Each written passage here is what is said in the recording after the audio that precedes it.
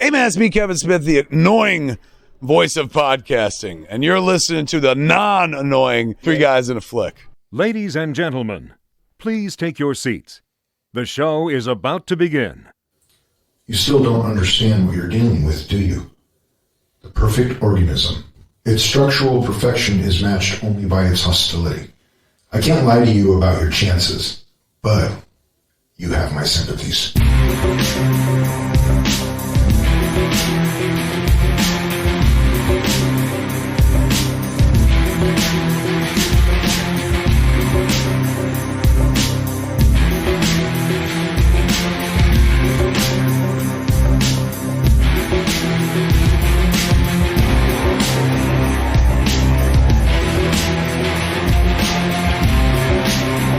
Welcome back. You are listening to Three Guys in a Flick. This is where we review the good, the bad, and the absurd.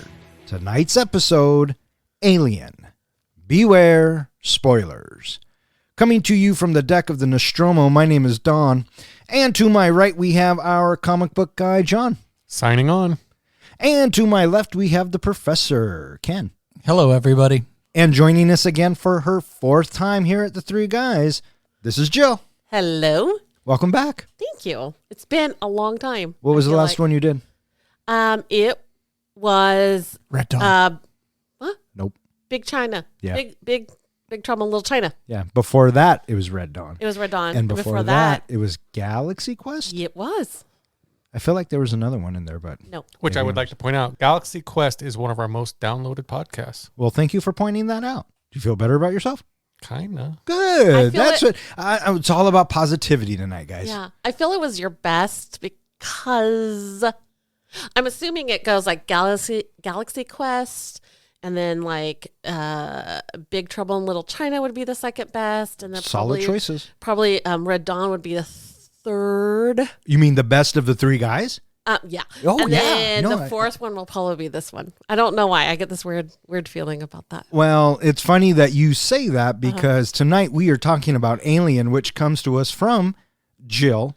So I got to ask, why Alien? I saw it on TV.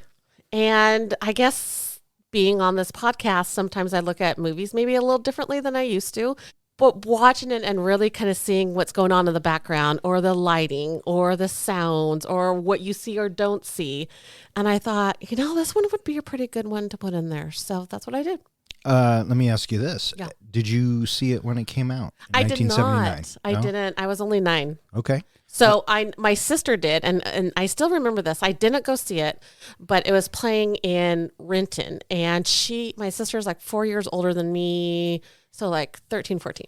And she went with a bunch of her friends. And since I believe it was rated R, a parent. And we went to go pick her up. And she was about as white as a sheet. And my mom goes, "How's the movie?" And she was just like, "I was so scared." And she was almost half crying. And that freaked me out enough to go, I think I'm going to stay away from that movie for a while. I fucking love that. I love that. I love that movies have that effect on people. Yeah. You know what I mean?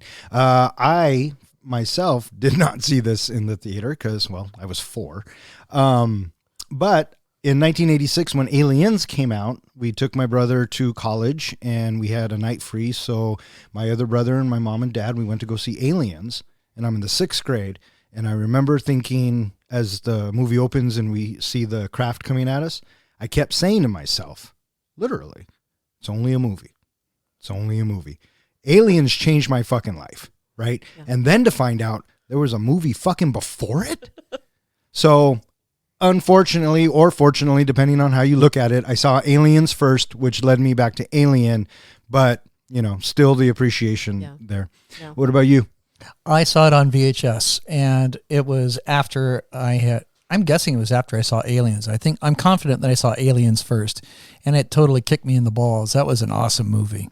Yeah. And I have to say, I still think Aliens is a better movie than Alien. We're going to get into that a little later. What about you? For me, I was basically raised by Blockbuster.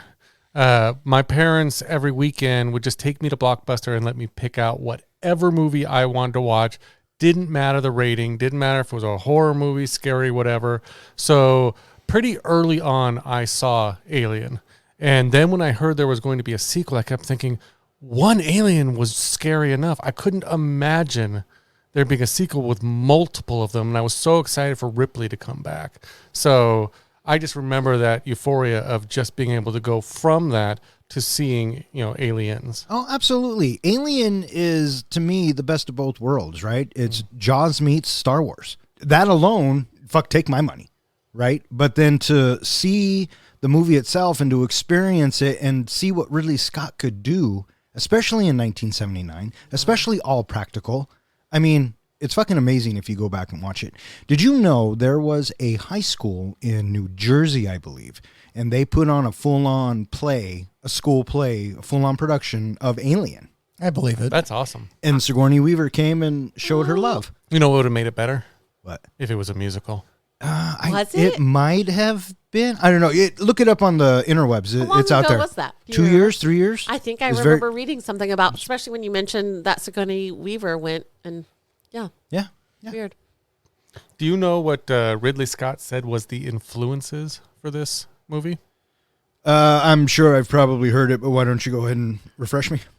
He said he got the influences for the movie from Star Wars: A New Hope, 2001: Space Odyssey, and Texas Chainsaw Massacre. I remember the Texas Chainsaw Massacre one. He said he wanted to make Texas Chainsaw Massacre in space. And I mean, that pitch, alone. Yeah. Right. And if you think about, since we did a previous show on Texas Chainsaw Massacre, and I keep remembering the kind of the corridors and the way that we kind of navigate around the tension of, is anything going to jump out and when's it going to jump out?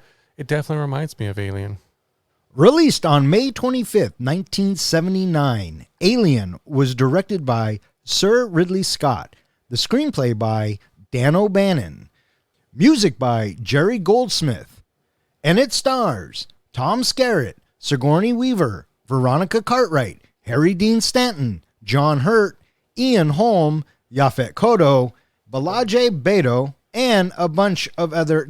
There's not a bunch of other actors. That's the entire cast. That's exactly what I was saying.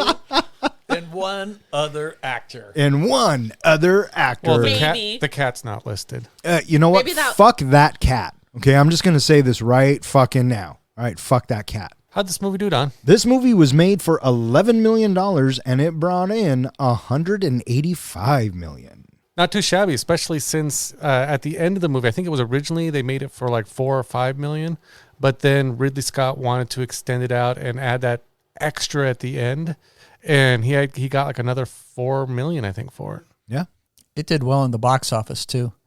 We're talking about a horror movie, and so for the first 3 weeks, it debuted at number one. Wow. So that was pretty impressive. And then in the fourth week, it was knocked out of number one by, what do you think? in 1979. Summer 1979. Was it? It wasn't Empire. Empire was 80. Not yet. Okay. Escape from New York. Uh-uh. Summer of 1979. It wasn't Rocky. Rocky 2. Rocky 2, bitches. Nice. Rocky 2 is actually, I think, borderline my favorite. Oh, it's such a sweet movie. Yeah, another topic for another time. So let's talk about Ridley Scott, right? He does Alien. He goes on to do Blade Runner, and then messes around in some video work, and then he does Legend. Mm-hmm. And then after that, he does Thelma and Louise in, 91? And then his next big break, I think, was Gladiator in 2000. And then after Gladiator, the next big one is Black Hawk Down, and that's in 2001. Right. And then I think his last big one, his best influential movie of that bunch of the laters is The Martian. And that's in, 15? 2015. Yeah. The Martian is good. The Martian's good. He also even goes back to alien lore, and he does Prometheus and Alien Covenant. Yeah, he does all the alien stuff. Yeah. Here's an interesting fact that I didn't realize. Sir Ridley Scott did an interview where he revealed that Blade Runner and the Alien franchise exist in the same universe. Yeah, I heard that too. Oh, cool. So we could eventually see a combination of those two stories. Nobody wants to see that. Well, let's just get this out in the open. Let's talk about Ridley Scott's movies. Do you like a Ridley Scott movie besides Alien? Oh, I love Ridley Scott. All right, what's your Ridley Scott movie? Alien. Outside of Alien? Yeah. Fucking Gladiator. solid. Movie. I like I like Prometheus. I like Prometheus. I like Alien Covenant. I like The Martian. The Martian was great. Robin Hood, I could probably take or leave. I like Ridley Scott as a director for sure. John, what about you? I was going to say Prometheus. Alien is number one for me of a Ridley Scott movie, but I like Agreed. Prometheus, and as you mentioned, Alien Covenant. I like that one as well. The other ones, maybe not so much. When you talk about Blade Runner, you got to talk about versions of Blade Runner. Like you're talking about the original, you're talking about the director's cut, you're talking about the extended director's cut. I'll save you the trouble. I'm talking about all of them. Yeah, and It's so fucking convoluted now. It's not any fun. and it was okay. They never needed to make a sequel for it. I don't know why they ever did. Yeah, I'm gonna stick with Alien. Jill. Alien, but Black Hawk Down was really good. Oh yeah, I like Black Hawk Down. absolutely. Black Hawk Down's my top. Is Is it? it? Yeah, and number 2 is Gladiator. Nice? Yeah, that was also Nice, really good. nice. Getting back to Alien, this film probably has the best tagline in cinematic history, Yeah. in my opinion. Yeah. In space, no one can hear you scream. And that was written by a copywriter. Just a simple thing she threw out. That's so brilliant. It's short, it's sweet, and the marketing for this, it was just the egg on the poster. Yep. With the green glow. Yeah. What was the point of the green glow on the bottom of the egg?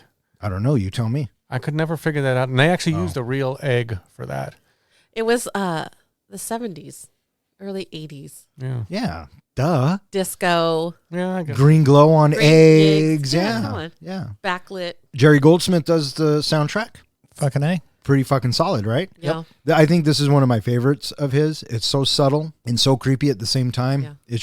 It's absolutely great. And then James Horner takes it and steps it up in the second one. You know what I mean? But there's still that essence of it. And so, yeah, Jerry Goldsmith is solid in my book.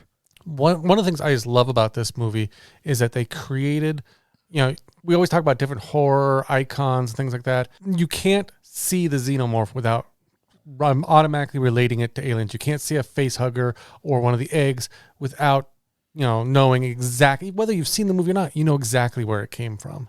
And I love that they created this icon. It's one of the most recognizable images in the world. Yeah, you don't have Absolutely. To, you don't have to see the whole alien to even just kind of go, oh, I know what that is. Oh, yeah. Yeah. Yeah. So this movie was nominated for a couple of awards, and it did win one. It was nominated for Best Art Direction and Best Set Direction, but it did win an Oscar for Best Effects and Best Visual Effects. Watching it again, do you guys think it holds up?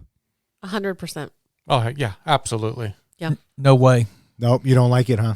I'm not saying I don't like it. I'm saying it doesn't hold up. Oh, interesting. You're being serious. Yeah. Why doesn't it hold up? Well, for starters, there is a lot of shots of the exterior of the ship slowly moving through and taking a look at it from this angle, then taking a look at it from that angle. And then the ship, it's supposed to be more or less, I don't want to say a glorified dump truck, but more or less it's hauling ore. So it should be a big, huge tub that holds ore. So why does it have all of these different shapes to it? And then what's all the stuff on the surface? It's like it's covered with all of these like things that we saw on the Star Wars Death Star, where it's all these battleship pieces that make up the surface. So you got tubes, and you've got these domes, and you've got these ridges, and then you've got all these different elevated buildings. What is all that stuff? Because this is just supposed to be hauling ore. So more or less, I feel like it should be looking kind of like the Jawa Transport, just a big, huge dump truck. Another thing that I think that doesn't necessarily hold up for this movie is that I see the alien so little. And I found myself not even flinching this time around when I watched it. I mean, it did. I didn't feel any sense of alarm at all. And I know that this is an iconic movie that makes people like, oh shit, because this movie has two pivotal moments to it. Well, kind of sort of a third pivotal moment, but two pivotal moments that the entire story is built around. It's the face hugger and it's the chest bursting. And then after that, it's like, okay, well, they build tension. And why is the ship so dark? This is a big ass ship. Why is so much of it in the dark? Could they not afford light bulbs for this ship? I don't get that. Two things that I read. One of them, and I don't think you get it from the opening shots, or even, I don't even know if they even say it anywhere in the movie, but the size of the ship was actually supposed to be 2 ships. It's basically the Nostromo is a tugboat carrying another ship that also has ore in it. So it was supposed to be, you have a small ship that's the Nostromo with this bigger ship in tow. And I never got that from the movie, but that's something I read by Ridley Scott. The other thing that you bring up, that you see the aliens so little, and one of the things that, from our previous show that I recognize and I really like about it is you mentioned Jaws in space. And it's just like Jaws. Really, and if you time it, the alien only shows up 4 minutes in the whole movie that you actually see him. The rest of it is just tension built. Now, you brought up a great point of nothing scared you, nothing jumped out. But for me, when I watch it, I remember back to the first time I saw it. And oh my God, I remember how much that scene scared me and how much this one I didn't expect and all that. So you're right. There's no tension when you know something's going to jump out. But it's just appreciating of the watching it and going back and feeling like that 7 or 8 year old that when you first got to see the movie and how you felt back then, those emotional scars all come boiling back up. Totally agree. Yeah, and if it was lit all the time, I don't think it would be very scary. Yeah, I took it as them being truckers in space, and the aesthetic and the look is like it was all pieced together. It's not going to look like a Naboo cruiser. It's going to look like the fucking Millennium Falcon. They needed like fluorescent lighting that kind of blinked on and off kind of stuff. Well, we certainly had enough strobes. Why were there so many strobes going on in there? Yeah. There were that's a good lot question. of complaints from like the side people during the making of this movie trying to question Ridley Scott. Like the scene where the chains are hanging down and the water's coming down. Nobody understood that why on a big, professional commercial ship would they just have chains hanging in and all this water pouring down. I took it, maybe it got some damage when it went down to the planet and that's what it was. I thought that part didn't go down to the planet. Yeah, exactly. I thought the strobes were to help with getting the audience disoriented. Oh, it did that. That was the point. Yeah. I thought it was there just for a haunted house effect. Well, also that. And then, Brett drinking the water. He's drinking the water. It's like, dude, what the fuck are you drinking? Where's that water coming from? I was thinking that Oh, too. well, hey, if you start asking questions and trying to apply logic, this movie takes a nosedive really fast. So you're just going to have to put that aside. Because, does Kane even get back on the ship, right? If you're there, do you let Kane on? Oh, hell No. no. Fuck no. He Nope. stays out there and he goes into quarantine. Here's what happens. You put him in quarantine for 24 hours, the thing comes off, the chest burster comes out, and now you have the alien confined to that room until it grows up. But, at least you know what you're dealing with. The 2 questions you have to ask yourself is do you ever let the guy back on the ship? And the second question is, do you go back for the fucking cat? Oh, like I said earlier, fuck that cat. Do you guys know what time it is? Well, it would be trivia time. So the rules for our trivia is that please wait for me to read the entire question before you guys just throw out an answer. No. So let's start the trivia. And Jill, you are more than welcome to participate. Aw. Because I think you'll kick their ass. I don't think so. We'll just go with it, Joe. Yeah. Okay, yes. Yeah. You'll Yes. kick our ass. Of course.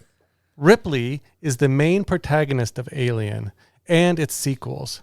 But can you name her duty station, I said duty, aboard the Nostromo? She's a warrant officer. I thought she was Yeah. a science officer. No, warrant That's Ash. officer. She's a warrant officer. Warrant officer, or I would have also accepted, as she referred to herself, as the 3rd officer. Which character said, I don't trust anybody? Dallas. My guess, too. 2 for 2 for Dawn. Which character wore cowboy boots? Parker. Ken, you got one? Jill? No. Lambert.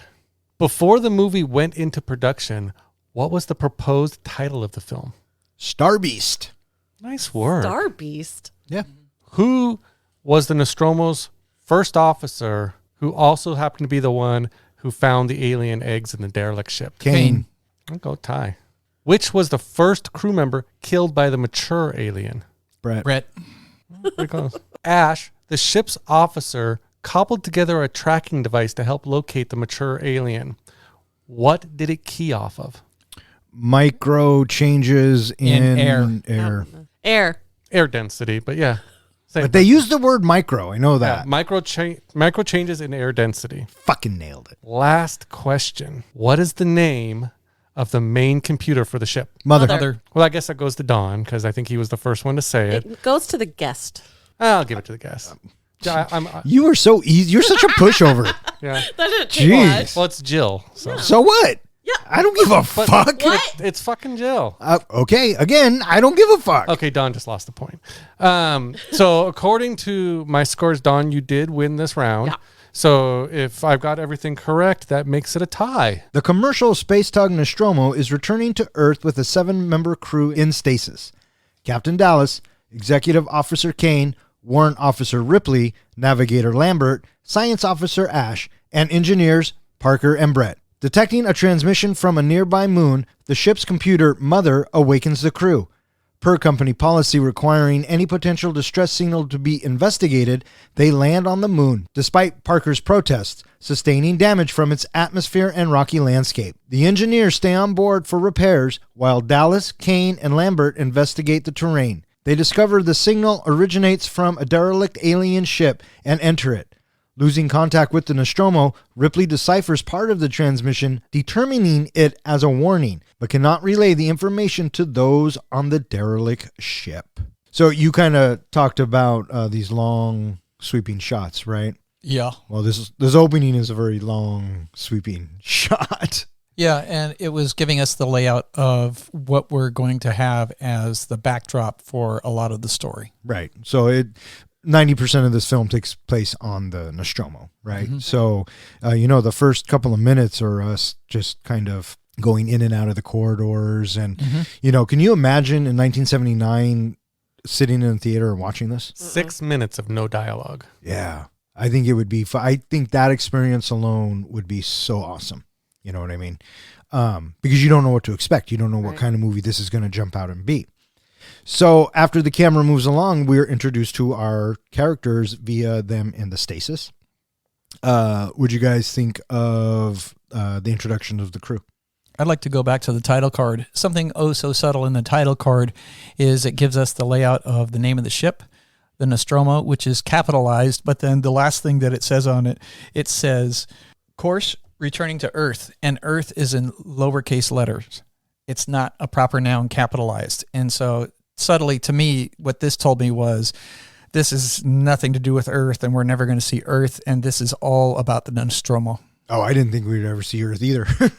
That's a great point, Professor. I never thought of it that way, is that you're right. It puts the main focus on the ship and not on where they're going. So the crew wakes up and we are introduced to Dallas, Kane, Ripley, Lambert, Parker, and Brett. Did you get the point of the way they were named in this movie?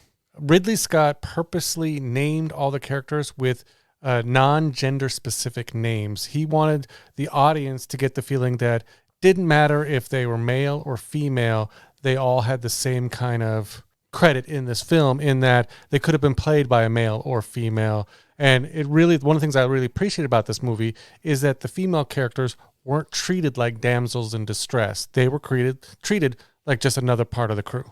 Wasn't Ripley supposed to be a guy? Yeah. Originally. Yeah. Well, they were all gender neutral. Right. And they were referred to by their last names. And there is a lot of back and forth hubbub about changing the names, not changing the names, and who's going to get what. And it just made it easier for casting as well. And so during, this breakfast scene, the dialogue is very blue collar. You have Parker and Brett complaining about their shares and just very political, I guess you could say, or they're just, just talking regular shop. Did you catch Kane's first line? Which is? I feel dead. Oh, yeah. And then Parker looks at him and says, you look dead. Which is basically foreshadowing for what happens to him. Is it basically foreshadowing or is it foreshadowing? Basically. Well, I felt like that opening scene is like, hey, we're a family. Everything's happy. They have no idea what's coming. You as an audience kind of like, oh, but then you're like, something's obviously going to be coming at at them eventually. Right, So right. you kind of have to take a little bit of investment in them as a team before you can start feeling something if, when and if they get killed. Right. And so I think that this dialogue does a lot of that. And at this moment in the film, you have no idea who your protagonist is. Right. You have no idea who the focus of the story is on. As of right now, it's all 7 of these people. Yep. I felt like the whole point of this was to connect us with the characters before they introduce in, the big bad or whatever the alien. It's like to make us actually start caring for them, feeling, because, we got a little bit of comedy, we got a little bit of, little infighting, a little bit of, everything, and just you start to grow attached to some of these It absolutely was. It absolutely was. So, and then Mother calls and Dallas answers. What'd you guys think of this mother room? It was funky with all the blinking lights everywhere. So 1980s. Oh, yeah. right there. And Professor, you talked about whether or not this movie holds up. That was one of the scenes that, especially when they go around, they do all these things where it doesn't hold up. I mean, they're typing on a keyboard. It looks like a TRS-80 or something. Well, that's what they had in 1979. I know, but I'm saying it didn't feel very futuristic. Us watching it today, it seemed very like, why would they have a TRS-80 on a, futuristic? Do you know what year that this movie is supposed to be taking place? 2125? No, 2037. 2037. It flashes on the screen a few times. So Oh, just yeah, a couple that's right. years from now. So what, 20 years before they get back to Earth? The aliens reach Earth? 20, 30 years from now? No. 40 years? No, she's in stasis for 57. Oh, we got to wait that long for the aliens to show up at Earth. Yeah. And they might not even show up because the third movie went a different direction. But for fuck's sakes. No, Well, if you Ripley, watch- she gets back to Earth, and No, she doesn't. she's with No, she Newt, doesn't. and Oh, she you know has- what? We can she have has this a happy conversation. life We can forever have and this ever. conversation later, She never goes Professor. back up to She space doesn't. again. Have She some dies on the monk planet or the prison planet. And I'm sorry, bud. I'm just as pissed off as you are, but that's not She's how alive. it happened. Just La a la dream. la la la la la. It was just a dream. Didn't AVP take place like in the 80s, 90s? Like the aliens got to Earth? I have no idea, dude, because I wouldn't watch those monstrosities. Oh. And fuck you for watching them. So That's the big deal horrible. we get from Mother is the ship is only halfway home. So they're still out in the middle of nowhere. Well, Mother woke him up for this Yep. distress signal. Yep. And then Lambert and everyone else is figuring out where they're at. They're 10 months from home, I think. Is Yeah, what it they're said. like, what the fuck? Why is Mother waking us up? Right? And so it turns out that they have to go check out this distress signal. And Brett and Parker are like, we better get some money out of this, right? And it turns into that whole money conversation again, and then they detach from the Nostromo. They take their little shuttle and they go down to the planet, and they sustain some damage. There's a rough landing. Yeah. Yeah. What'd you guys think of this whole bit? I love the alien planet. I mean, even just landing on the alien planet, they did a great job of giving us an alien feel to everything. Did you know that the scene where they're being lowered onto the ground, the structure they built was huge, but to give it scale, Ridley Scott put his kids in the spacesuits. Yeah, I heard that. Oh, I So didn't know that. those are his kids.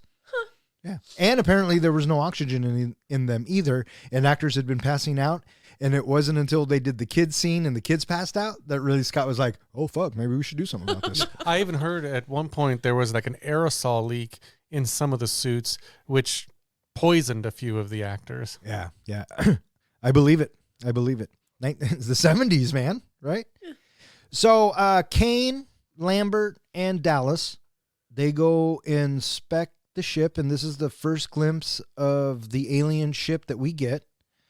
Which goes on to become an iconic figure throughout science fiction history. Mm-hmm. We Right. also find out that they're stuck probably on the surface for 25 hours, Yeah, And because so- of the repairs. right? And so they're sort of stuck for the moment. You know what I asked myself, though? Because of the way Brett and Parker are, do they make it 25 hours so they can get paid for No. 25 hours? No. So Parker says 12, and then Brett says 25. And this is a Star Trek Scotty thing that you always over pad yourself, so that way if you come in under, you look like a miracle worker. I think you're right, Don. I think they upped it to get more hours. Because they seem more that type pay. of character. Yeah. But I buy that too. So this whole bit, Dallas and Lambert and Kane going into the alien ship. I don't know if we mentioned this or not, but the alien design and all of that was done by H.R. Geiger. Mm-hmm. And he has a very distinct style. And there was a lot of pseudo-sexual innuendos throughout this entire fucking film. Mm-hmm. And it kind of starts here, right? The entrance to the ship looks like a big vagina, and they have to crawl into it. What'd you think of the space jockey? I thought the space jockey looked like one big giant dong sitting on a platform. Mm-hmm. You know, so. Do you know why they had that space jockey in there? No way. From what I read, they wanted to not have this movie appear to be just some cheesy, low-budget sci-fi film. So they wanted to throw money into just like a huge amount of money into just one giant prop. And so that's why they had them make that space jockey. And in fact, it wasn't even finished painting when they started filming it. And I guess right after they filmed it, someone left a cigarette near it and the whole thing burned up. Yeah, well, there you go. 70s, man. You smoke wherever you want. Now, to go back to what you're talking about, the sexual innuendos, did you get the sexual innuendo with the egg design? Kind of. Originally, when I think it was H.R. Geiger or someone showed the original design for the egg, it only had one slit across the top of it because he purposely meant for it to look like a vagina. And someone said, no, that's just too obvious. So they made him add the second one at a 90-degree angle. Yeah. And so Dallas and Lambert and Kane discover the space jockey, and they start looking around, and Dallas notices that something has bursted from the chest. You know what I mean? And Kane finds a hole. Would you go in that hole? Fuck no. I'm not even going on that fucking ship, bud. Well, especially since the hole looks like it's been melted. Well, here we go, right? So Kane lowers himself down. What did you guys think of this whole Kane and the egg room bit?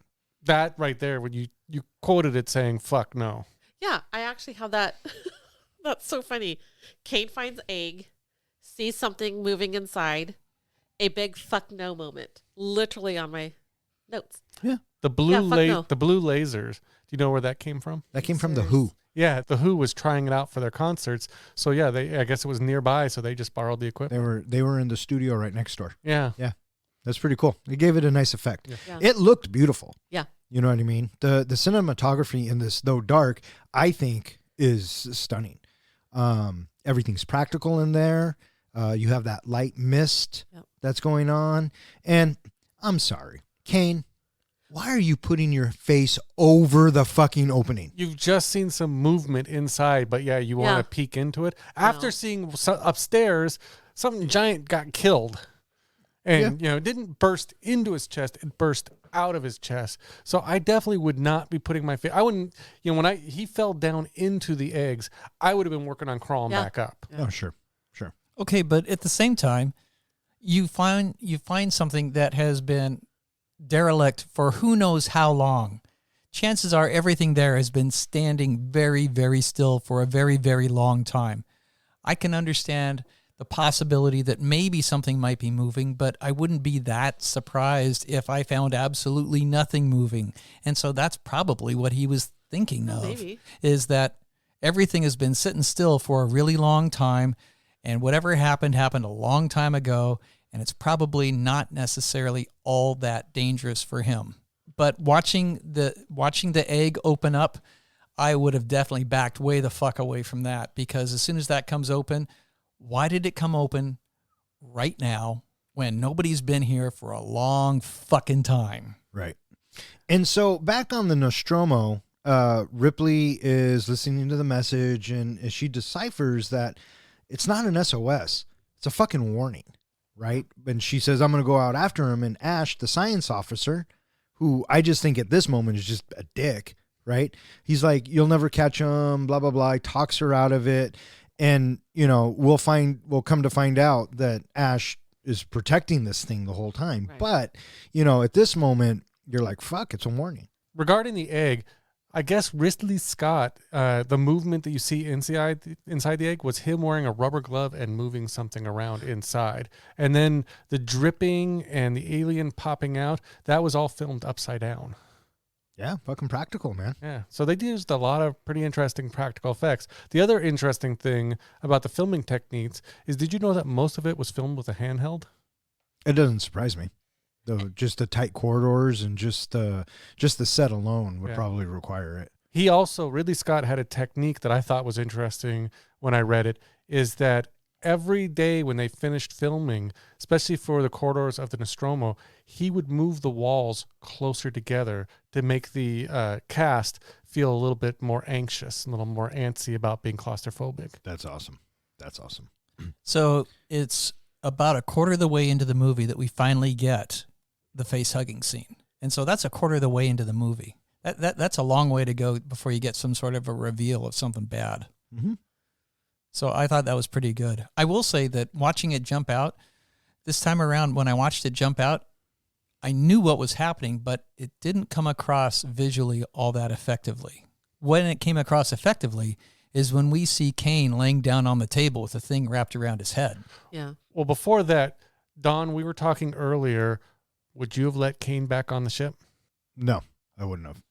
I wouldn't have either. Exactly. When Ripley kept saying over and over again, we got to follow protocol, he does not get back on the ship, he's been infected. Nobody listened. Dallas pushed, to get him back inside. In fact, in a cut scene, one of the characters slaps Ripley when they get on board for not letting them right back on. Well, Lambert's pleading too. Yeah, it's just ridiculous. I definitely would not have let him back on. I would have definitely somehow cordoned it off or kept him on the little shuttle or something until they knew exactly what they were dealing with. A lot of these movies that we talk about, there has to be a degree of dumb decision making in order to make this movie work. Mm-hmm. Right? And that's what these are. These are dumb decisions that obviously it's going to come back and bite them in the ass. Had they quarantined them, guess what? Movie's over. Right. But sometimes you got to scratch your head and think, what the fuck? Right. Well, and at that time, you don't know what the motive for Ash was. I mean, yeah, what the hell is Ash doing? Yeah. He's the science officer. Yeah, I know. But what the hell is he doing? Why does he decide to forget the protocol? Well, because, you know why. Right. But at this point, I think he's saying you don't know. Yeah. Right. But I guess what they were trying to establish is that how I took it was Ash is just kissing Dallas's ass. Yeah. Right. Just doing what the captain tells him to do. So, well, the other impression I got too was that they're just a crew of, miners basically and tugboat operators. They're not even equipped to deal with this. So making this kind of decision, some of them are looking at it as money. Some of them are looking at, we just need to save our crew member. They're not thinking of the bigger picture like Ripley is trying to. Plus, it's revealed later that Ripley is new to the crew. They did do a nice little moment of kind of building the tension of the face hugger coming out, because right before the face hugger jumps, the camera slowly pulls back and we get 10 seconds of pretty much silence. We just get this sound of wind happening. And I feel like it's this prolonged, wait for it. And having that happen, I thought that it was a good way to build the tension of what was to come next. And I think what complements that really well, at least in my opinion, is after it hits his helmet, we cut to the wide shot of the ship, and we're just slowly pulling back. No sound. Yep. Maybe the wind, but it's very silent, and we're just slowly pulling back. He does that throughout the whole movie. So it's silent, and then all of a sudden whatever is coming at them is going to be extremely loud, because you went from silent to extremely loud, and that's it startles you, and you're like, wait, it was just silent. Now it's this, and it's a little kind of uncomfortable type feeling. Right. Meanwhile, Kane discovers a chamber containing hundreds of large egg-like objects. When he touches one, a creature springs out, penetrating his helmet, and attaches itself to his face. Dallas and Lambert carry the unconscious Kane back to the Nostromo. As the acting senior officer, Ripley refuses to let them on board, citing quarantine regulations. But Ash overrides her decision and lets them inside. Ash attempts to remove the creature from Kane's face, but stops when he discovers that its extremely corrosive acidic blood could hurt Kane and potentially damage the hull. It later freely detaches and is found dead. The ship is partially repaired, and the crew continues their journey back to Earth. Kane awakes with some memory loss, but seems to be otherwise unharmed. During a final crew meal before returning to stasis, he suddenly chokes and convulses. a small alien creature bursts from Kane's chest, killing him, and escapes into the ship with Ash dissuading the rest from killing it. So poor Lambert and Dallas, they got to drag this guy all the way back, right? And then we talked about protocol and letting him in, not in. So he's in, right? And now they have to take the helmet off. And I think it's this bit, whoever came up with the acid for blood, fucking going down in history. Do you know the reason why they did that? Because it's a defense mechanism? Well, they basically needed something for the second act to explain why they just didn't shoot the alien, why they didn't kill it off really easily. So they needed a reason why they couldn't use conventional weapons against the alien. Oh, and it comes back in 7 other movies as fucking awesome. I think it's one of the best defense mechanisms for a creature or for whatever. I think it's one of the best ever thought of. Acid for blood. Fucking love it. It drips the acid and then they start to freak out, right? It's going to go through the hull. And so they follow it down and yeah, fucking terrifying, right?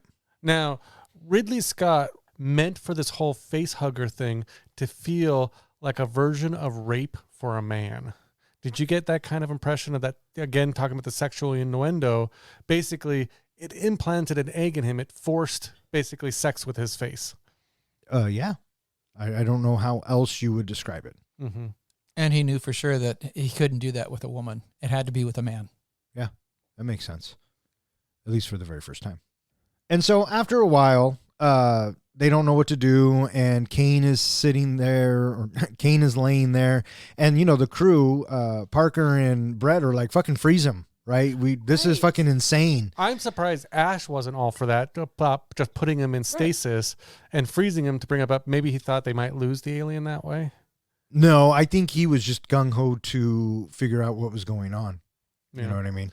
I did really like the practical effect that every time they touched the face hugger, the way it kind of recoiled around his neck. Oh, yeah. Is the defense. Yeah, I just love that realistic, just crazy feeling of that face hugger. I don't think there's anything that bothers me more than the thought of that, right? I mean, you're suffocating. It's like being intubated, right? Yeah. You know what I mean? And from okay, I saw Aliens first, and that's where we see it. But just the thought of the face hugger fucking creeps me out. Yeah. Fucking creeps me out. Mm-hmm. And so eventually the face hugger dies and falls off. What did you guys think of this scene where Ash, Ripley, and Dallas go investigate? Again, kind of a fuck no moment. And close the fucking door. Yeah. They leave the door open. You know what I mean? And why does Ripley have to go? And turn on some lights. And for fuck's sakes, turn on some lights. Ash puts Kane into like an x-ray machine. And we can see the coil we can see the tube moving and later on you can see the eyeball in a picture that Kane's looking at and Ripley walks over and she's like, what's that? One of the things that, I guess I didn't quite remember it and it did make me jump a little bit this time was when they find the dead body of the facehugger, when it falls down and touches Ripley and all that. And then, Ash goes over and touches it with something and it jumps for a sec. It's the reflex. The reflex, yeah. I completely forgot about that. So that one actually made me jump again. Yeah. There's little moments.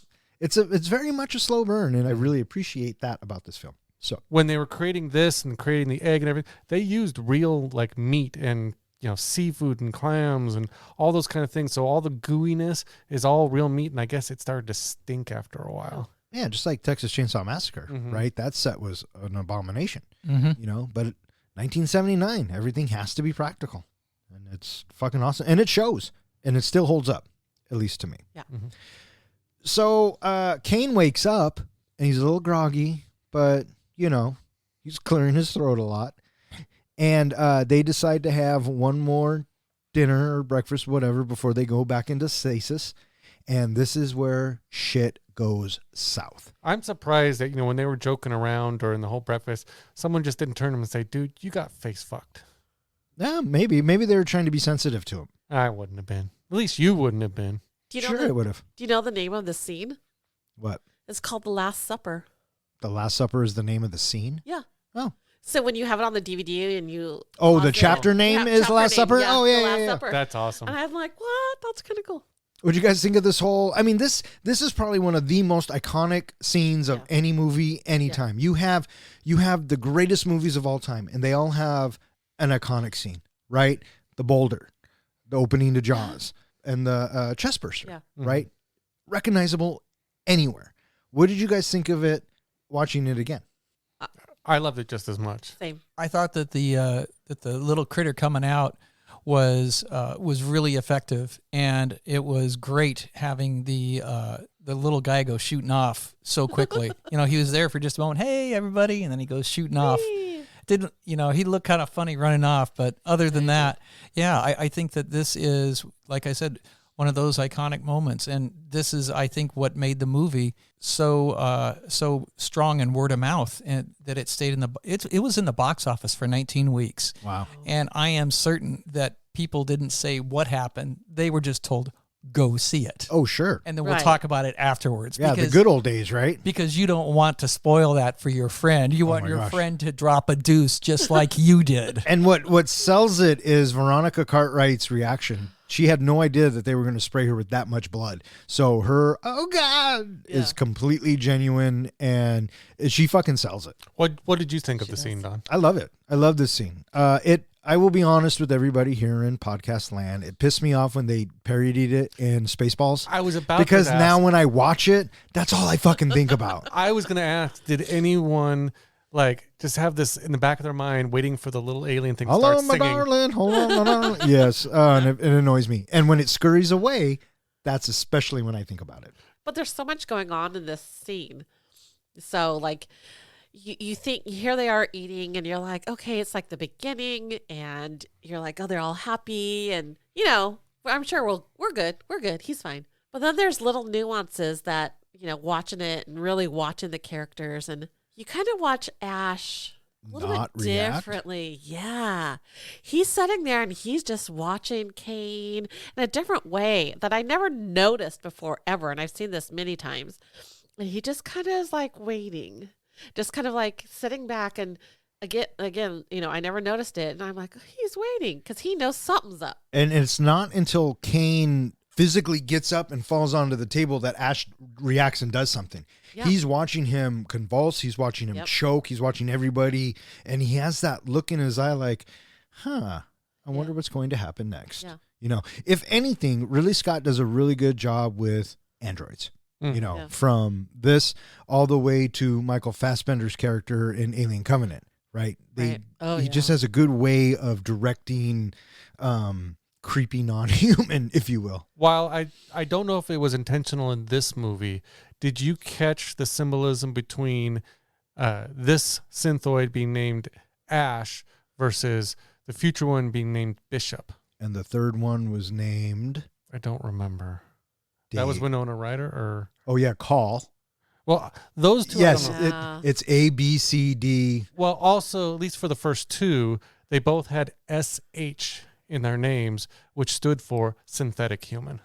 Did you notice when the first splat of blood happened, and everyone's kind of like, what was that? Everything goes silent. Nobody moves. The sound is completely silent. And then it starts again. Well, yeah, and it's really effective because nothing bursts out of the shirt per se yet, but you can hear the pop. Yes. And then the blood starts soaking through the shirt, and then you're like, oh, fuck. My first thought is, what the fuck did he eat? No, what ate him? Dim sum. Yeah, dim sum probably at 10 in the morning. And so this thing comes out, and Parker goes to kill it, and Ash is like, wait, dumb decision number 6. Yeah. And so it scurries off. After ejecting Kane's body out of an airlock, the crew attempts to locate the creature with tracking devices and capture it with nets, electric prods, and flamethrowers.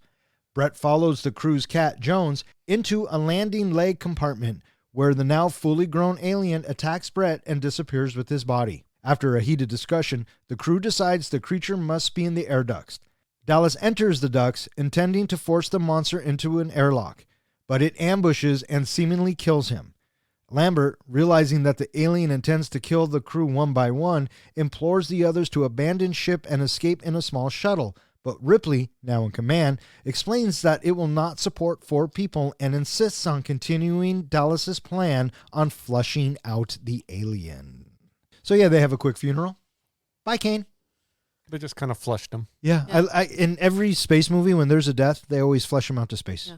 That kind of looked a little hokey. Well, I mean, I know. Come Still on. 79. come on, It- you gotta forgive that. It Yeah. looked like a matte painting. Yeah. But come on. And so they decide that they have to find this fucking thing, and so they And they're looking for a small little thing at this point. Yeah. well, that's what they think, right? Yeah. Yeah. And so they want to They set out in 2 teams. And team number 1 is Ripley, Brett, and Parker. And then, oh my God, Brett is sent to find the cat. Mistake number 7. Fuck that cat. bad decision number 7. Yes. Yeah. What did I say? Fuck that cat. That's right. In this, Brett's death, visually cool, nice to look at, but is it raining in the spaceship? Yeah, I don't. Is that sewer water? I mean, it's just kind of a weird setting, right? Exactly. And that's what a lot of people question Ridley Scott of why. Probably because it looked really cool. Yeah. You know what I mean? That's what he said. Yeah. And so the alien gets the drop on Brett, and Can we back up just a half a heartbeat? sure. So I thought it does a really nice job of building tension here, because you have 4 minutes of Jonesy, evading Brett, and he's just looking around. And during this time, what we get is this very subtle heartbeat sound that is injected in, that is just softly playing quietly underneath as he's looking around. Yeah, I totally noticed that. Yeah. Yeah. Did you know how they made the cat react the way it did? They had a German Shepherd. Yeah, I guess they put up some kind of board hiding the dog, and it was like a piece of plexiglass. And so they had the cat walking along, and then they just lifted it up and scared the crap out of the cat. Yeah. Don't forget, Brett finds the skin. the skin. The shedding of the skin. So it's gotten bigger. Yeah, it's like a Well, reptile, it's- yeah, right? I it's- thought snake. Shouldn't be that big. Yeah. Did you catch the alien's transition throughout the movie? That it started off with fairly transparent skin and got blacker as the movie went on? I didn't notice that. I mean, not really, because you only see it little once, Yeah. and then you see it big, and I just assumed that's what the colors were. But it's very biomechanical, and so it adapts to its surroundings as well. Well, it takes the genetic DNA of its host to kind of appear similar to its host. Sure.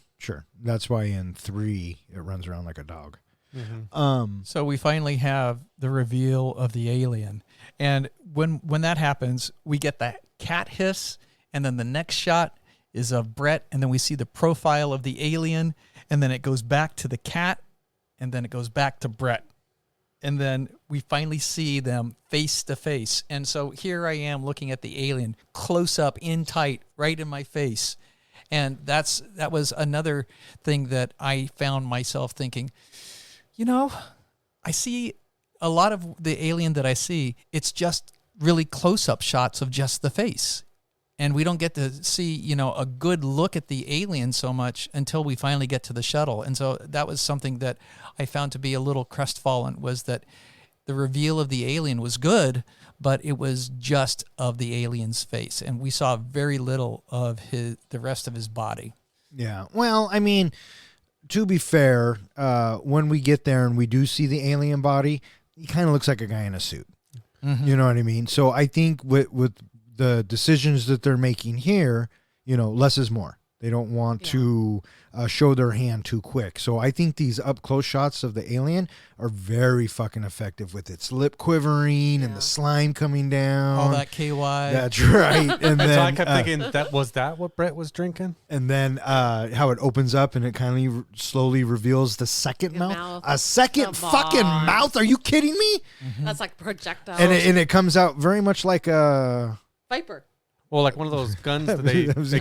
Ah. It reminded me, of penis, but it also reminded me of those guns that people use to kill livestock. The Kettle bolt guns? The bolt guns. That's Yeah. what it always Oh, reminds the me. bolt. But what do you think was Brett's last thought? Was it, his catchphrase of, wasn't it something like all right, or I think it was right. right? Or was Yeah. it, oh, fuck me? I would have to go with fucking cat.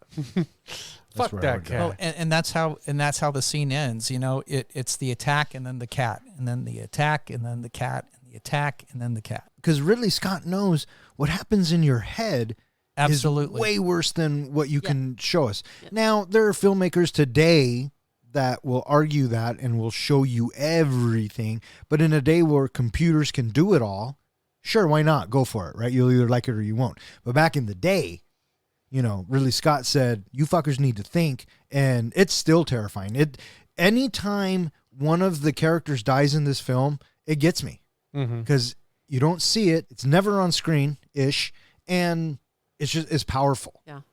It's very powerful. Yeah. Besides just leading people to its death, we'll talk about it a little bit later, but there is an actual reason why Ridley put this cat into the movie. He was thinking ahead for sequels. Which he ends up not doing. No, he didn't. Ended up 20 going with years. it. But the cat was meant to have a purpose. Brett's gone, and Dallas and the rest of the crew decide that they want to force it into the air ducts, lock it into an airlock, and blow it the fuck out of space. Right? Oh, and in the meantime, you also have Dallas going back to Mother. What do I do? And Mother's completely useless. She's a fucking database. Well, it was also, we don't, I think, get it at this point, but she's working with Ash. I mean, Or Ash is working for her, but I see what you're saying. She's on the corporation side. Everybody's working for the corporation. Yes, and her whole thing The company. of waking them up and diverting them, we find out later, was to purposely get them to this planet and get the alien. So Ash creates these motion detectors, which James Cameron will go on to improve. But it's a fun bit, and this is, Dallas is going to go and try to lure it, or trying to follow it, whatever. And this bit is I really like this bit because we're killing the captain, and that means really nobody is safe. And we really still don't know whose story this is at this point. Right. But now we're going to kill off the captain. But I've always had this one, I don't know, pet peeve or nitpick, if you will. Dallas jumps down and turns around and the alien's right there. Bad decision number 8. Where the fuck are you going, Dallas? Lambert's yelling at you. It's on you. It's right there. It's right there. Where are you going? And why are you not flaming that whole fucking hallway? I would have flamed down first before even going down. He did, but then he got down and turned and it was right fucking there. But I'm going to go back to why go down the fucking ladder? Why ever go down? Well, there's, you know what? I don't even want to get into it, but you should always go down. Yeah, I don't know why he fucking does it. Well, that's a good, in this scene, there's a good visual of the alien coming at him, finally for the first time. And we have 4 minutes of tension building again, which I thought was done very well. Just thinking, it's there. No, it's not there. Okay, wait, is it going to be there? No, it's not there. Yeah, very much. You think one thing and it surprises you another. Yeah. And again, this movie is a slow burn, and they build tension very well in this movie. Yeah. And I think it's because of this movie, future movies of all genres have learned to build tension because of this. Yeah. They take inspiration from it or whatever it is. You know what I mean? But this movie paved the way for a lot of future science fiction horror movies. Another thing that kind of helps sell the moment is when Lambert is yelling, "Move, Dallas, move!" Lambert sells this whole fucking scene, right? Yeah, because she's good. again, Ridley's like, you have to imagine what's happening, and all we're getting is Lambert screaming through the comms. And you cut to Ripley, you cut back to Lambert, you cut back to Ripley. There's cutting going on here, but you never see Dallas getting taken. You only get one quick shot of the alien. The light flashes on, and the alien is right there, and then it's total darkness, and then we have static. And so now that Dallas is gone, Ripley is now in command, and the 4 survivors, and they're trying to figure out what their next option is. And Lambert's like, we got to get the fuck out of here. Let's take the shuttle and blow up the ship. And Ripley's like, no, we can't, because the shuttle won't hold 4 people. So in reality, we're stuck here. So we're going to move on with Dallas's plan, So they go tracking again, and Ripley, now who's in charge, wants to go talk to Mother. And so she goes talks to Mother, and Mother tells her, A dirty little secret. that's right. Accessing Mother, Ripley discovers the company has secretly ordered Ash to return the alien, with the crew considered expendable. She confronts Ash, who tries to choke her to death. Parker intervenes and clubs Ash, knocking his head loose and revealing him as an android. He, Ripley, and Lambert reactivate Ash's head, and they learn that he was assigned to ensure the creature's survival. He expresses admiration for the creature's physiology, unhindered by his conscience or morality, and taunts them about their chances of survival. Ripley cuts off his power, and Parker incinerates him. The remaining crew decides to self-destruct the Nostromo and escape in the shuttle. However, Parker and Lambert are ambushed and killed by the creature while gathering life support supplies. Ripley initiates the self-destruction sequence, but finds the alien blocking her path to the shuttle. She retreats and attempts unsuccessfully to abort the self-destruct. With no further option, she flees to the shuttle, carrying Jones, and narrowly escapes as the Nostromo explodes. So we kind of get the big reveal in the mother box room, whatever it is, that the whole plan was originally to get them to that planet to get that alien. Did you get that impression? Oh, yeah. It's when they say that the crew is expendable, and Ripley starts to break down a little bit, and then we pull the camera back, and Ash is sitting right there. It's just standing there. Fucking creepy, right? So you think that that's originally when the ship leaves, that it's supposed to end up at that moon? When it leaves Earth, it's supposed to end up at the moon? No. I think between the time it left Earth to go do its job on the way back, that distress signal came in, and since they were closest, I think they got sent to go get it. Yeah. That's how I took it. It purposely understood that it wasn't a distress call, that it was a warning, and it woke up the crew specifically to go to that planet to try to capture an alien. Yeah. I didn't take it as that at all. I just took it as it's a distress signal. And then Special Order 937 is all about a little bit of cha-ching. And that's why it overrode the other orders, because it saw it as an opportunity, a business opportunity for it to make money. And so Ripley knows the dirty little secret, and this is where Ash starts to freak out. He suddenly appears.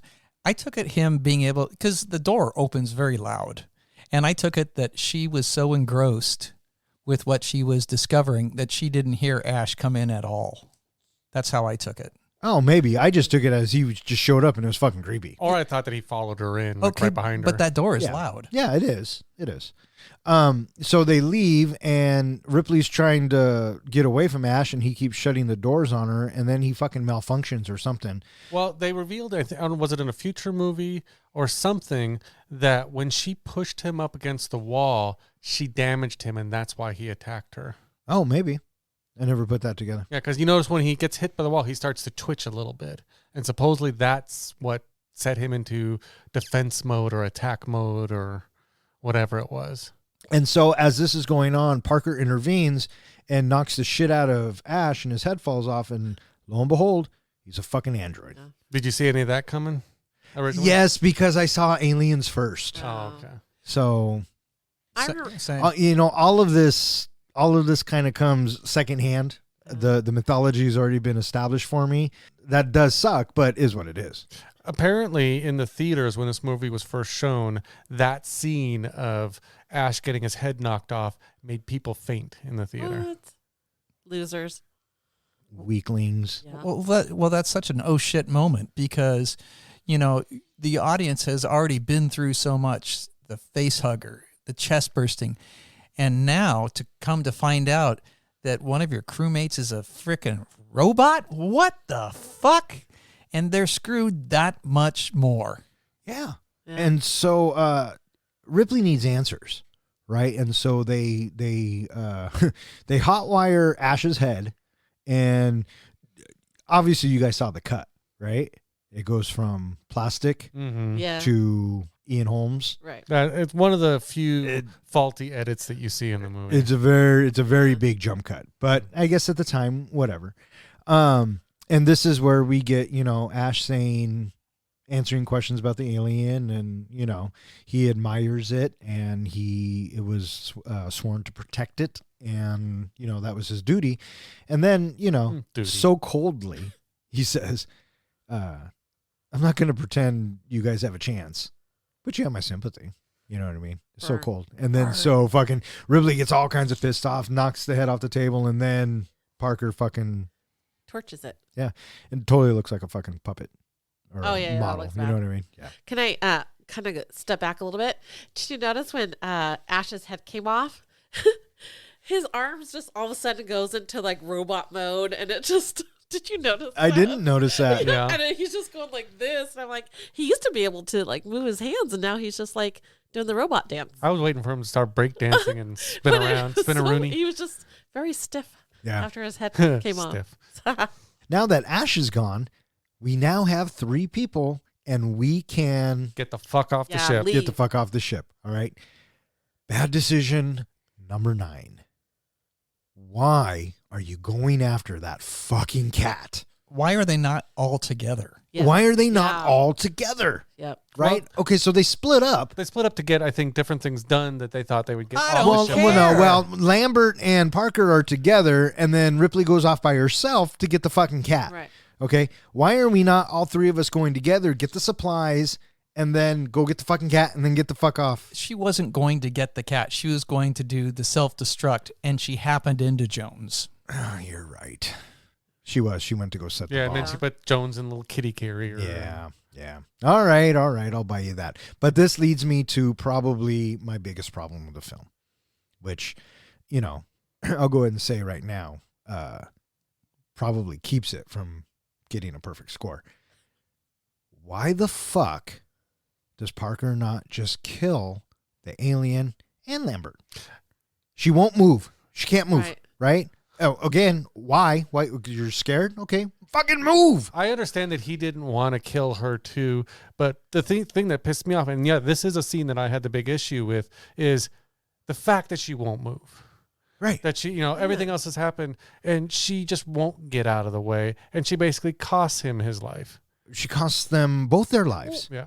Well, why do they have to be so loud getting all that stuff? That's a great question too. I was like, like just get pots and pans and say, here we are. Yeah, absolutely. I mean, I get it. They're in a rush. I get that. And yeah, you just want to get out.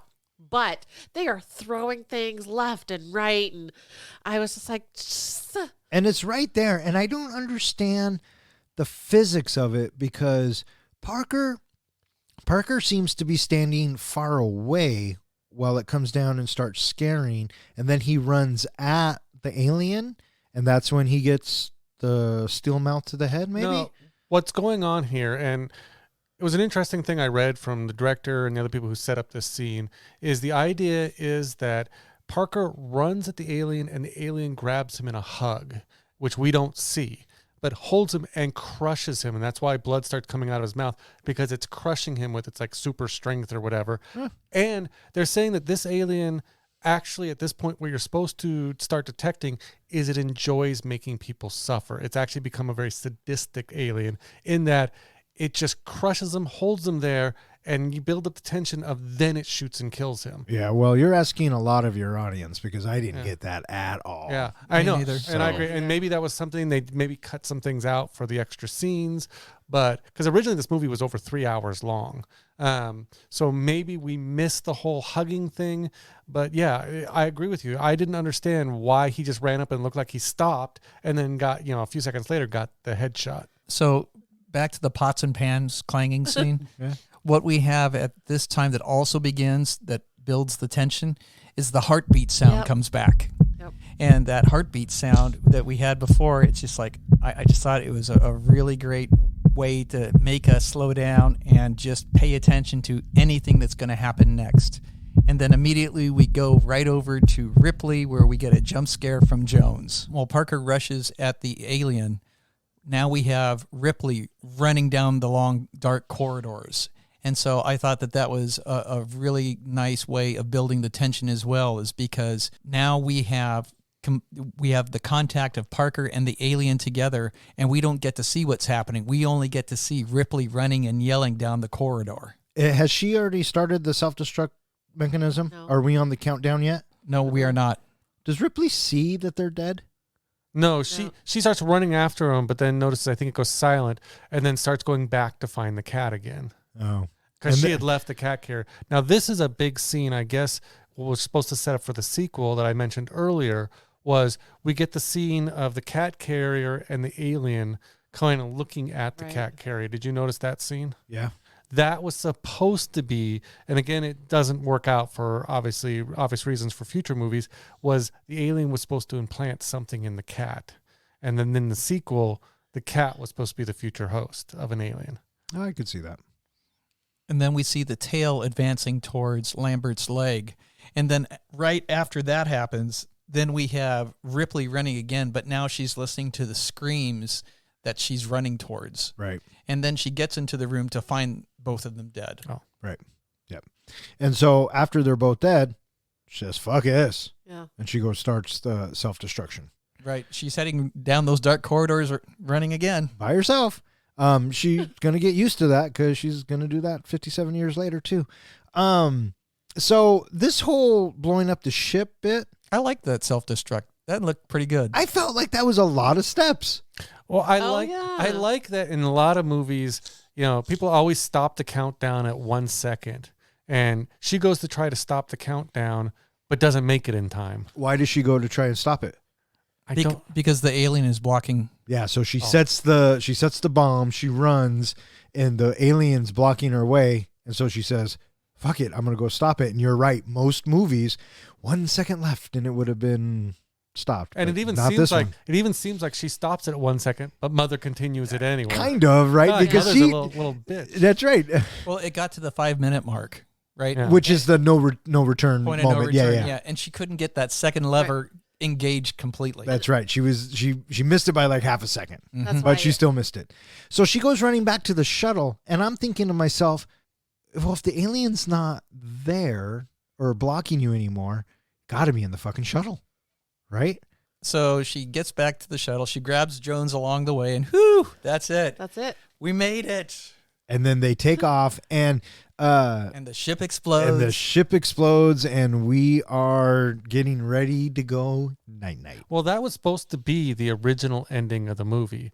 And Ridley Scott, and I maybe you can tell me if I'm wrong or not, but he kind of invented the idea of a fourth act to a movie. He called the whole shuttle scene his fourth act. He can call it whatever he wants. It's his movie.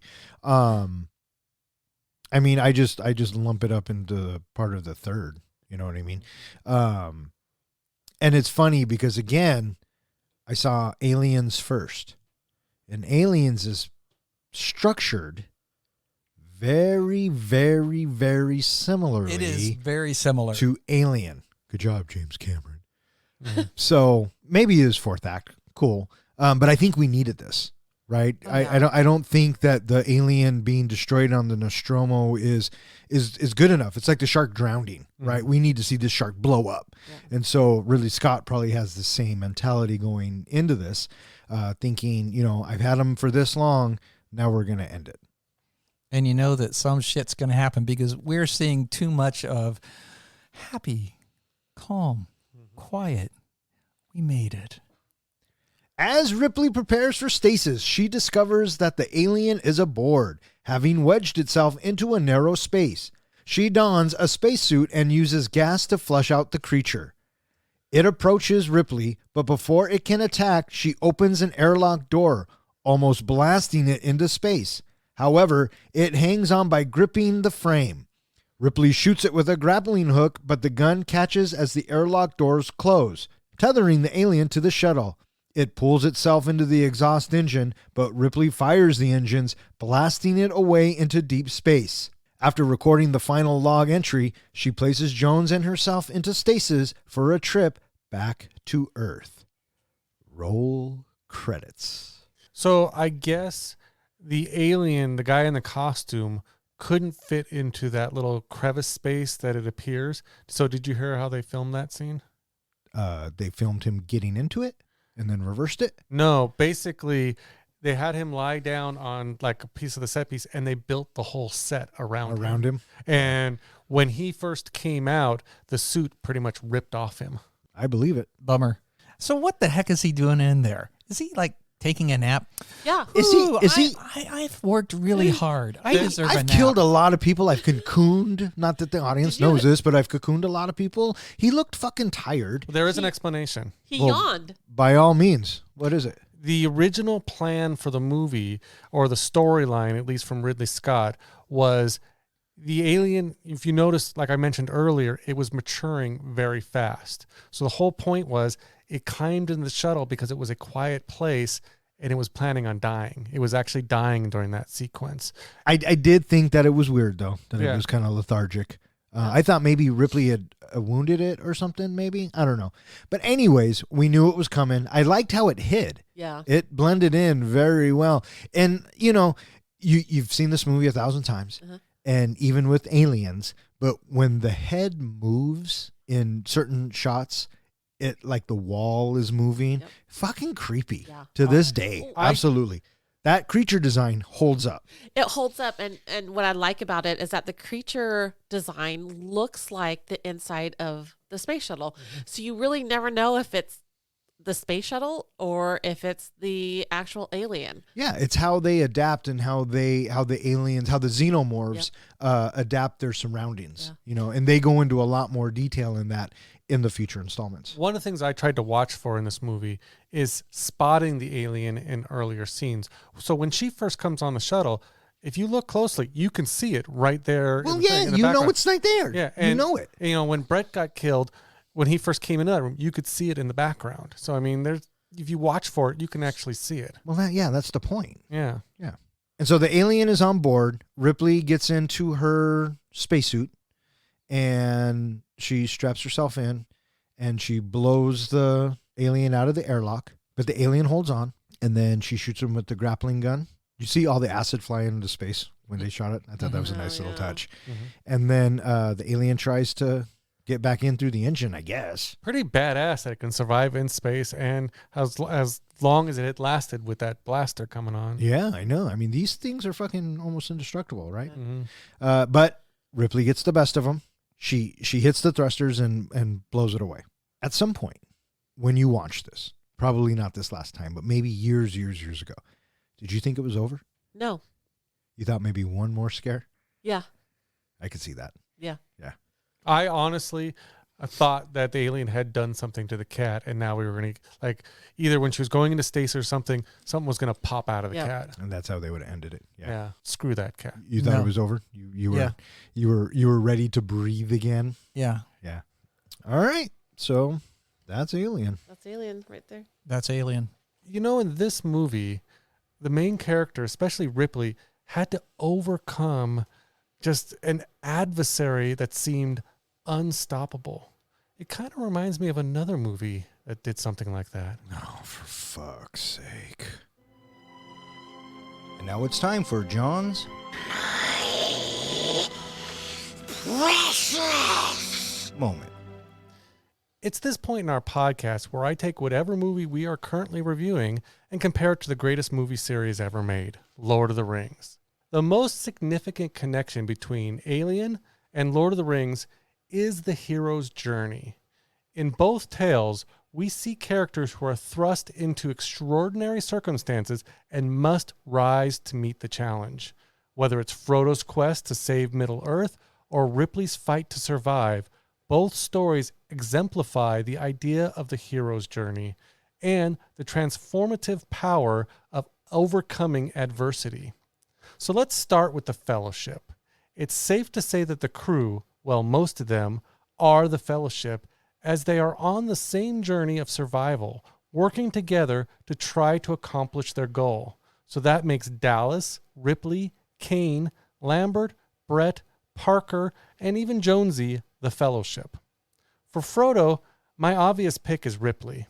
She's on a journey of survival to save her crew, and then eventually to save herself. From early on, she's the one focused on keeping the crew safe and at odds with the xenomorph. For Sam, well, my pick is going to have to be Jonesy. While the cat doesn't really appear to take an active role in the movie beyond just being around, he serves as a comforting influence as well as a close friend, close enough that Ripley would risk her life to save. It's that influence on Ripley that I feel makes Jonesy our Sam. But being that cats tend to also be selfish dicks who just look out for themselves, or at least maybe just my cat does, Jonesy also qualifies as a bit of a golem. Dallas, the leader, well, he's my pick for Aragorn. Parker and Brett, the engineers, they provide humor and support, so that really makes them Merry and Pippin. You might think Ash, played by Ian Holmes, has a Bilbo-like quality, mainly because he played Bilbo in the live-action version of Lord of the Rings. But in my opinion, he's more like Sauron the White. He betrays the crew much like Sauron betrayed Gandalf, and he's always worked for the big bad.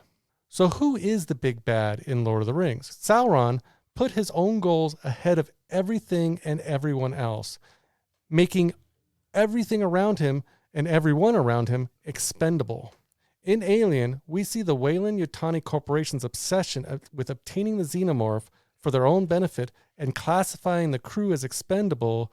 That kind of makes them the big bad in this movie, the ones calling all the shots, so therefore they are our Sauron. Now, what is the precious? What is the one ring in Alien? In Lord of the Rings, the ring is the one thing everyone is after. Sauron wanted it for his own selfish purposes.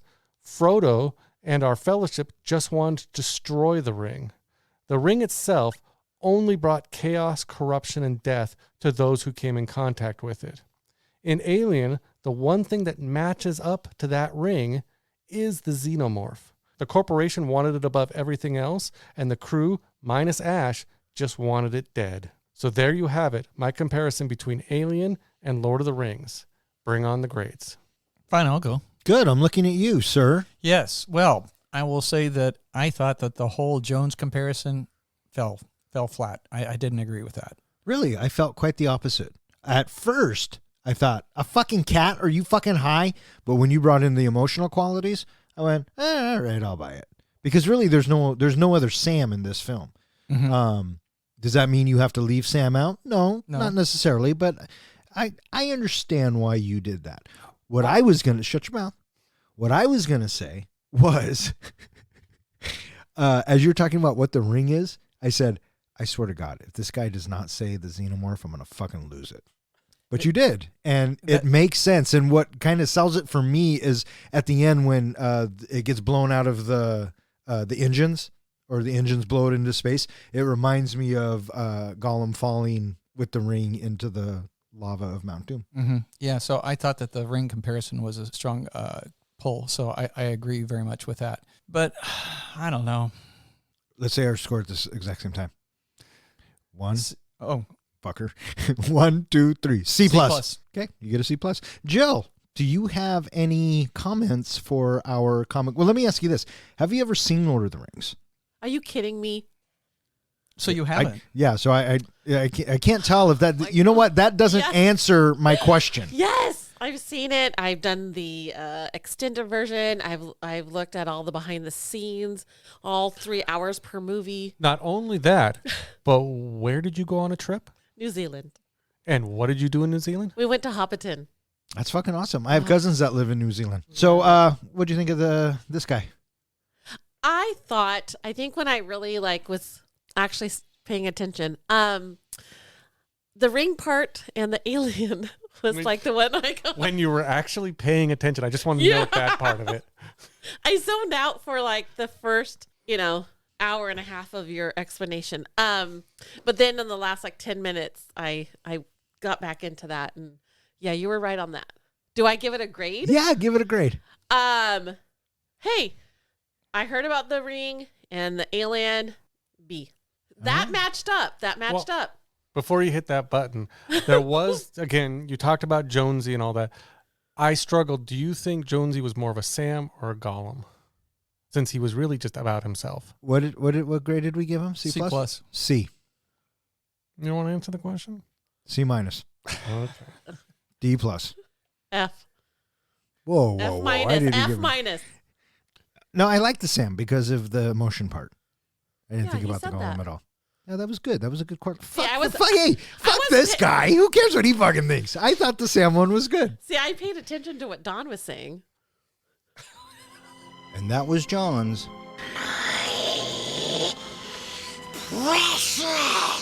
Moment. Thank you, Jill. All right, what do you guys think? You guys ready to rate this flick? I'm curious to know, before we rate the flick, let's talk a little bit about, did you have a favorite death? Or did you have a death that you thought was rather crestfallen? Do you have one, Jill? I don't know. I feel like we'd all mainly say the same thing. Mine was, of course, Kane. Right. Yeah. The chest burst. Come on. I mean, because that sets the bar. You know what I mean? That sets us in motion. So I'm going to say Kane's my favorite death. Mm-hmm. And I think that's just a given. For me, besides Kane, Parker, when he gets the headshot and that meat that you kind of see burst, that was pretty visually impacting to me. Good choice. What about you? I was crestfallen with Lambert. Well, and when we talked about it, that whole scene, you know, I just... Did you catch the weirdness in that scene? Yes, the way the tail went and where it was going. But and also that wasn't Lambert's feet. They filmed that scene with the actor who played Brett originally in the scene. That tail was supposed to go up like that. And they didn't film it with the actress who played Lambert. So when they flashed down to the feet, that's Brett's feet. Nope, never would have noticed. Yeah. Thanks for pointing that out, Dick. What Now that's all I'm going to see. What about the cowboy boots? I thought Lambert wore cowboy boots. Yeah, and I don't think we get to see it in that scene. See, you're getting me all choked up. You're fucking killing me. So there you have it. Did I answer your question? Yeah. Okay. All right, what do you guys think? You guys ready to rate this flick? I'm ready to rate this flick. John, you ready to rate this flick? Sure. Jill, you ready to rate this flick? Yes. Professor, how do we do our ratings? We do our ratings on a scale of 1 to 5 fucks. 5 fucks is a movie that we think is cinematic gold. Anytime somebody says, you want to watch that? Fuck yeah, I do. A 1 fuck movie is a movie where you get done watching it and you're thinking, what the fuck was that? And you really don't need to see it anymore. You saw it and done. And what's a 0? A 0 fuck movie is, for shit's sake, what was that? You know what? I want 1 hour and 52 minutes of my life back. Or in other words, we just don't give a fuck. All right, who wants to go first with The Alien? I thought Jill's got to go first. It's her movie. That's a good point. I think Jill should be able to nominate who she wants to go first. I think you should. Okay, Jill, who would you like to hear go first? John. I will go first then. All right, here we go. When it comes to For the record, it is 4.75 fucks. Is that your guess? That's my guess. That's my final answer. That is your final answer, 4.75. Yep. Okay. When it comes to sci-fi horror movies, I can only think of a few that have left such a huge impact on the genre as Ridley Scott's Alien. Its legacy is a testament to its timelessness and brilliance. Despite being over 4 decades old, you can still see its influence on movies made today. If Die Hard is the model for action movies that followed it, then Alien is the model for sci-fi horror. One of Alien's most significant strengths is its use of visual storytelling. The movie's opening 30 minutes are almost all without any dialogue, yet you hardly notice, engrossed in the visuals of space and the spaceship Nostromo. Scott's use of visuals to establish the film's mood and atmosphere, leaving us, the audience, with a sense of unease, gradually builds into terror as the xenomorph is introduced. The methods used to bring the xenomorph to life adds to Alien visual impact, ensuring that the monster remains an iconic horror figure to this day. I appreciate the movie's take on gender roles, corporate greed, and the dangers of unchecked technology as it progresses. Normally you'd expect the damsel in distress or the final girl who luckily makes it out alive. Not so with Alien's Ripley, who is shown to be both strong and resourceful. The film also broke away from the traditional horror mold of not relying on the simple good versus evil, but gave us layers of evil throughout the whole film in a provoking way.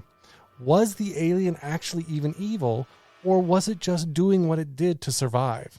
The cinematography is another aspect that sets Alien apart. The use of the slow camera movements, low-key lighting, and deep shadows all contribute to creating a sense of tension and dread. Scott employed unconventional camera angles, such as shooting from the ceiling, as well as his use of handhelds to disorient the audience and create a sense of otherworldness. The sound design worked amazingly as well in generating jump scenes, including the iconic chestbuster scene. Another thing this movie does well is giving us just enough time to connect with the crew before we feel their terror as they're stalked by the xenomorph. Alien's legacy is that it will always remain a terrifying as well as a thought-provoking work of art. And it's for those reasons I'm giving Alien 4.75 fucks. 4.75 fucks from the comic book guy. I saw it coming a mile away. You love this film. And you know what? I fucking agree with you. I'll go next. Alien. It's Jaws meets Star Wars. I mean, how can you go wrong with that? It was cast wonderfully. It was written brilliantly. It was shot phenomenally. There are just a few things in it that, for me, keep it from being cinematic gold, but it's pretty fucking close. I'm giving Alien 4.75 fucks. Short, sweet, to the point. All right, Alien. It's been a long time since I've seen this movie, and I remember the first time that I watching it on VHS, my stomach was up in my throat. My tension that I felt watching the movie was constant throughout, and it was quite the ride watching it that first time. I knew of the scenes in there, but to actually see them for real, first time around, wow. But last night, well, no, it wasn't last night, but the other night when I watched it, it fell short. And as much as this movie is credited for what it did for cinema with the face hugger and the chest bursting and the xenomorph, and then that beautiful twist with Ash not being a human being, wow, really, really good stuff. Outside of that, the story moves, and it's great that we are isolated in space because you are on your own and there is nowhere left to go. And it is just you on the spaceship, and what are you going to do? But in the end, I found myself thinking, well, I guess it still holds up, but I didn't have the satisfaction watching it the other night that I had in watching it that first time around. And in looking at the strength of the characters, especially Ripley, and Dallas, I really dug both of those characters. And the other characters, they were likable as well, but I really appreciated Dallas and Ripley. But after that, the characters, I felt like that they were rather pedestrian. So I'm giving this movie 3.75 fucks. Did you say 3.75 fucks? That's what I said. Oh, okay. Just making sure I heard you. Go ahead, Miss Jill. Okay. The 1979 science fiction horror film Alien is a true masterpiece of its genre. Directed by Sir Ridley Scott and starring Sigourney Weaver in her breakout role as the tenacious and resourceful Ripley, from its opening scenes to the film sets a tone of unease and tension.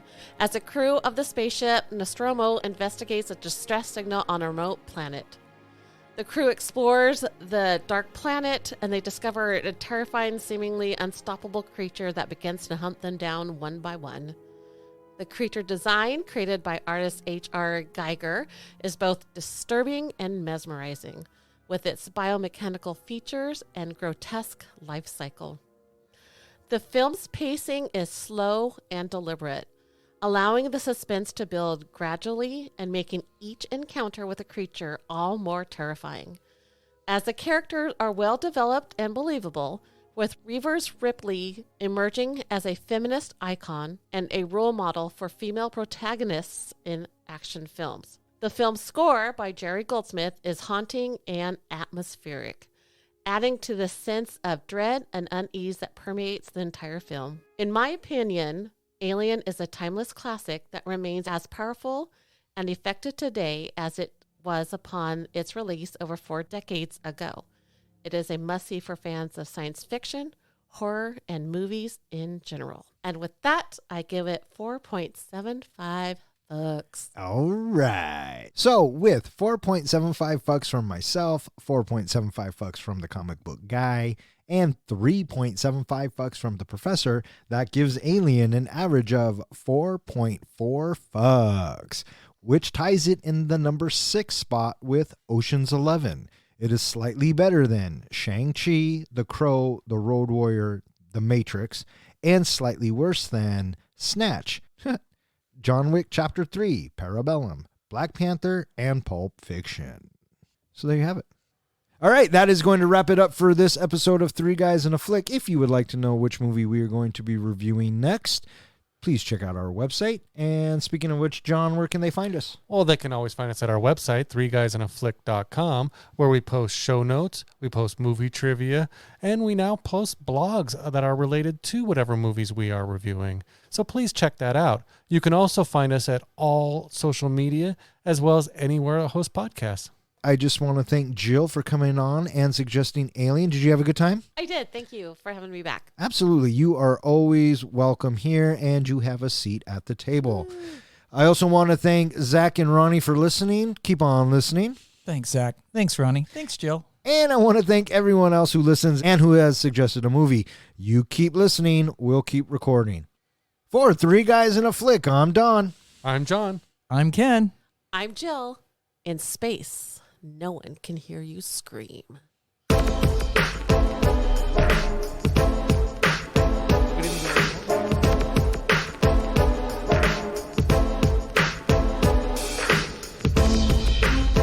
I can't lie to you about your choices, but you have my sympathies.